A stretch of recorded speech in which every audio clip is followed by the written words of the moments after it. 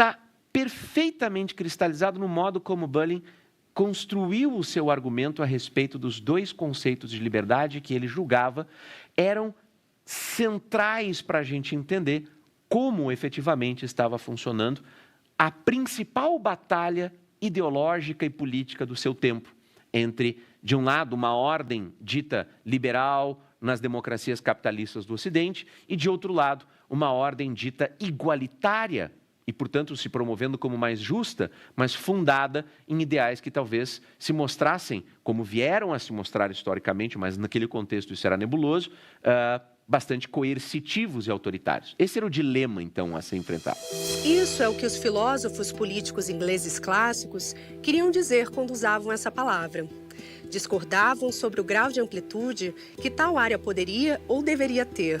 Supunham que, diante das circunstâncias, ela não poderia ser ilimitada, porque, se o fosse, geraria uma situação em que todos os homens poderiam interferir ilimitadamente na vida de todos os outros homens. E esse tipo de liberdade natural levaria ao caos social, em que as necessidades mínimas das pessoas não seriam satisfeitas. Ou então as liberdades dos fracos seriam suprimidas pelos fortes. Percebendo que os propósitos e as atividades humanas não se harmonizam automaticamente, eles estavam prontos a restringir a liberdade em proveito de outros valores e até da própria liberdade, pois sem isso era impossível criar o tipo de associação que achavam desejável. Consequentemente, esses pensadores propõem que a área de livre ação do homem deve ser limitada pela lei. Mas, da mesma forma, supõem que exista certa área mínima de liberdade pessoal que não deve ser violada de modo algum. Segue-se que é preciso se traçar uma fronteira entre a área da vida privada e a da autoridade pública. Em que ponto ela deve ser tratada é uma questão a ser discutida, na verdade, a ser regateada.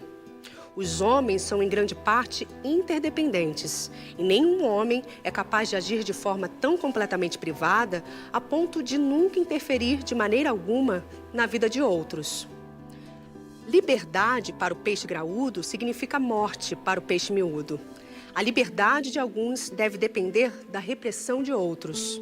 A liberdade para um professor de Oxford é algo muito diferente da liberdade para um camponês egípcio. Esta é a passagem talvez mais célebre do ensaio Dois Conceitos de Liberdade, em que ocorre a definição da liberdade negativa. Ele está constatando o fato que, quanto a este valor, expresso pelo conceito liberdade, há divergências, há conflitos. Existem diferentes modos de nós interpretarmos esta palavra. E o que ele se propõe a fazer é uma espécie de genealogia para mostrar que tem pelo menos duas grandes famílias conceituais para compreender a noção de liberdade.